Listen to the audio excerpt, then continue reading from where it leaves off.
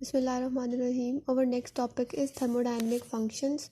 In this lecture, we will discuss what is thermodynamics, what are thermodynamic functions, its classification, and similarities between state and path function and differences between state and path function. First of all, we will discuss that what is thermodynamics. As we have discussed in our earlier lecture that thermodynamics is related with the study of heat flow. Another definition of thermodynamics is that it deals with the relations between heat and other forms of energy such as mechanical energy, electrical energy, chemical energy, etc. Thermodynamic functions are those functions which deals with the change in thermodynamic quantities. इसका क्या मतलब है कि thermodynamic quantities के अंदर जो change आता है उसको हम कहते हैं थर्मोडायनेमिक फंक्शन. थर्मोडायनेमिक क्वांटिटीज़ में कौन कौन सी क्वांटिटीज़ इंक्लूड हैं? इसमें हमारे पास एंथैल्पी, हीट, एंट्रोपी और गिब्स फ्री एनर्जी. ठीक है, तो इन क्वांटिटीज़ में जो चेंज आता है उसको हम कहते हैं थर्मोडायनेमिक फंक्शंस. अगर हम बात करें क्लासिफिकेशन ऑफ थर्मोडायनेमिक फंक्शंस की, तो there are two types of thermodynamic function, state function and path function.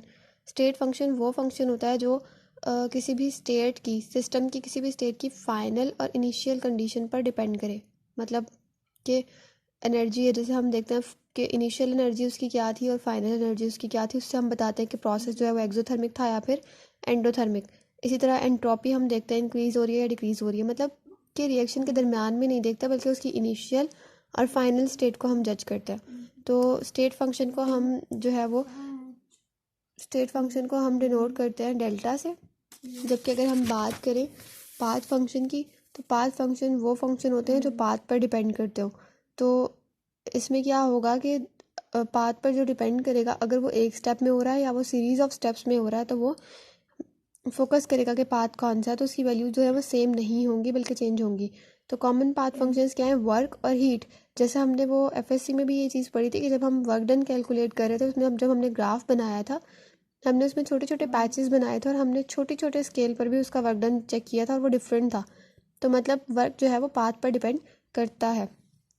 यहाँ पर डिफरेंस है पाथ फंक्शन और स्टेट फंक्शन का कि स्टेट फंक्शन जो है वो पाथ पर डिपेंड नहीं करता, मतलब बस हम उसकी इनिशियल और फाइनल वैल्यू देखते हैं. जबकि पाथ फंक्शन जो है वो कोई भी प्रोसेस होने के लिए जो पाथ फॉलो करते हैं उसके ऊपर डिपेंड करता है.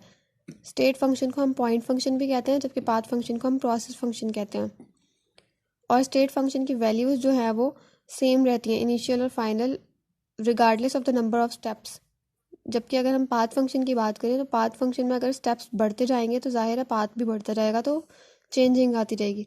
स्टेट फंक्शन में हम एंट्रोपी, एंथैल्पी वगैरह को कंसीडर करते हैं, जबकि पाथ फंक्शन में हम वर्क डन और हीट को कंसीडर करते हैं. Thank you.